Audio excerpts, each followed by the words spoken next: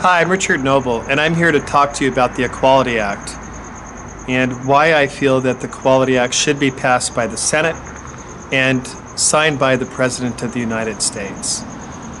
The Equality Act brings sexual orientation and gender identity into the Civil Rights Act of 1964 and places it right next to sex, race, color, national origin, and religion. You know, non-discrimination has been a tenet of the Constitution and our founding fathers since day one. Not having equal laws really tells a specific set of people in our nation that they're second class and they only deserve some rights. And I just don't think that that was the vision of our founding fathers. Today I'll firstly tell you how inequality is harmful. Secondly, I'll give you some reasons why it exists. And thirdly, how can we remedy it? Interestingly enough, the National Park Service has a sign in one of its parks that reads, "Whenever I hear anyone argue for slavery, I feel a strong impulse to see it tried on him personally." That was Abraham Lincoln. So first, let's take a look at who inequality harms. The FBI has reported an increase of hate crimes towards gay men since 2017. The Human Rights Campaign has reported, and they have really great team that deals with the FBI and the Department of Justice in recording hate crimes and discrimination and harassment. And they have reported in 2019 that there were 26 fatal violent deaths of transgender people. In just 2019, we have also had, and some of those were, a large proportion of those were black transgender women. So, yes, so harm is being done. The Gleason and the Trevor Project, you know, they work with kids that have been bullied. And they are reporting that 4 out of every 5 kids experience harassment in school simply because of the way that they look, usually based around sexual orientation or gender identity, or it's just perceived that way. And you won't believe this, but only 21 states in our union have comprehensive protections based on sexual orientation and gender identity. And that leaves everybody else out. Secondly, what do we think causes this? Number one is the Williams Institute School of Law at UCLA. Interestingly, I got this quote from them, says, in quote, "Until recently, surveys about transgender people were rare," end quote. Until recently, only in recent times have we started to do surveys to understand of the lives of transgender people. So the data is just, it's new and it's a evolving data. And B, and I know people don't like to talk about politics, but it has to be mentioned that the Republican 2016 National Republican platform, it has to be talked about, supports no constitutional rights for marriage equality. And they want to make discrimination legal. And that's just it in black and white. And what that means is that they want to take the Equal Protection Clause from the Constitution and take it out of marriage equality and send marriage equality back to the states, which means that there will be many states that discriminate against same-sex couples. Secondly, they want to encourage gay couples not to adopt. Thirdly, excuse me, a little eye itch.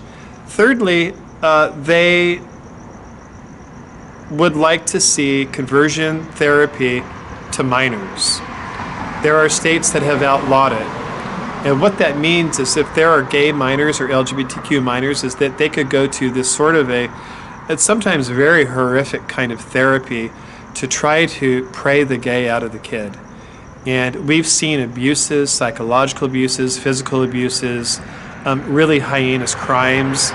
It's sort of like exorcisms, and it just doesn't work, and it really harms people. But that's the Republican Party's platform, and it just really makes makes no sense.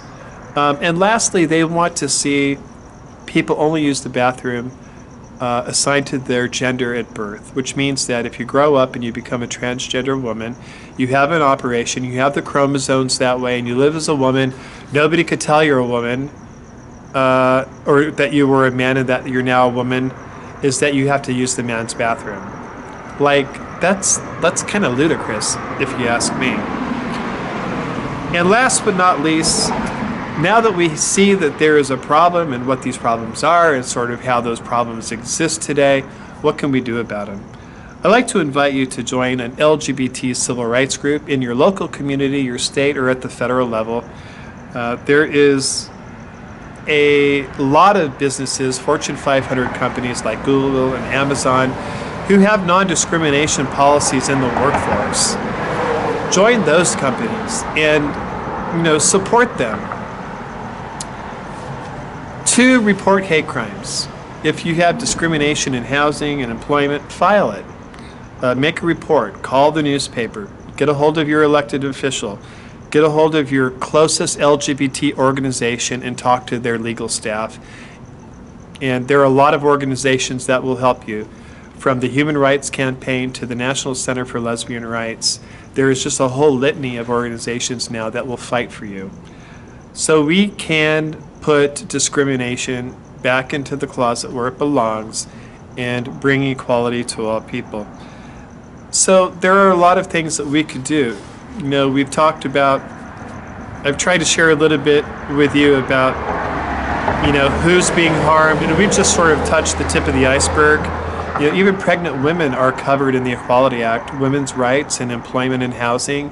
Pregnant women have a right, certain inalienable rights that belong just to them, and we need to protect their rights. So we've looked at some of the harms that have been caused. And by the way, the majority of kids that are on the street that are homeless today are LGBTQ kids thrown out into the street. They don't feel welcome at home or at school, and they become runaways and go to the inner cities and get into trouble. And we need to put a stop to that.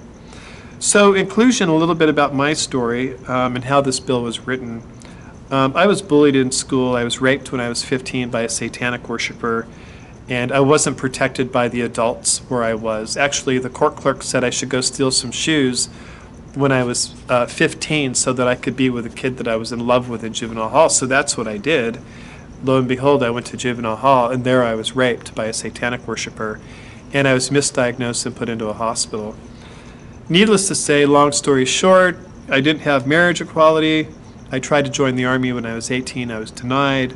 I had been spit on, raped, bullied, discriminated against. It was just a very painful. I have scars on my wrist because the pain of rejection. I couldn't find a boyfriend. I couldn't date and do things that other kids did, like go to the prom and dance and all that stuff in the freedom of my own expression. So the pain was hard. And as I got older, it became intolerable, and I tried to take my own life. And sadly, I spent 5 weeks in a coma on a respirator, fighting for my life. And when I got out of that mess, I'd hurt myself. I'd hurt myself pretty bad, but I learned to write and I learned to walk again. And in 2000, I got free of addiction. I changed a lot of things about my life. I started to take responsibility. And in 2011, I saw kids committing suicide for the same pain that I was in. So I told my family I'm going to walk the gay flag, the rainbow flag, across America. And I put my apartment in storage, and on March 12th of 2011, I started from the Golden Gate Bridge, and I walked for 15 months with a backpack, camping out everywhere, cooking on the side of the road, living in the forest along streams, sleeping, under the awnings of movie theaters in cities, and being put up by people. It was just a remarkable time. I spoke to city councils. I got invited to speak to newspapers and student bodies and student classes, and I tried to carry the message that we needed a comprehensive civil rights bill to protect the LGBT community.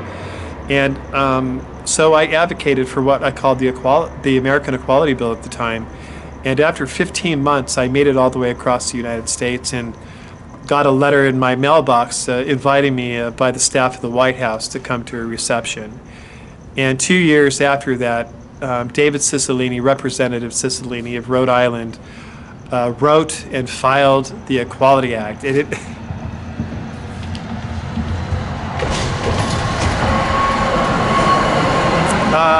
I did victory laps. I got a call from my lawyer in New York. We won, we won, we won. The Equality Act has been filed, and I didn't get invited to the press conference, but I saw a lot of really cool people up there. Jeff Merkley and David Cicilline and John Lewis and Nancy Pelosi and all those really great people in D.C. Who've always fought for us. So the bill has been filed, and the good news is that it was passed by the House last year. So again, it should be passed by the Senate, and the president needs to stop saying that it is full of poisonous pills, because it doesn't. It gives us the protections that we need so that the pain that was caused to me can come to an end all the way across the nation for the final act. We're not asking for too much. So we've covered a lot of stuff. Again, who it's hurt, some of the origins of the harm, and I've just touched the tip of the iceberg, and lastly, some of the things that we can do about it. So again, I am Richard Noble, and I encourage you to call your congressman and write letters to newspapers and support the passage of the Equality Act. And if you know anybody that's being hurt, discriminated against, threatened to be killed, harassed, bullied, stalked, whatever it might be, based on their sexual orientation and gender identity, please report it to your local law enforcement agency that you trust, and let the newspaper know, and surround yourself by community members that love you.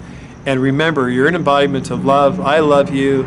I'm an embodiment of love, and that's who we are. And I appreciate you for listening. Thank you.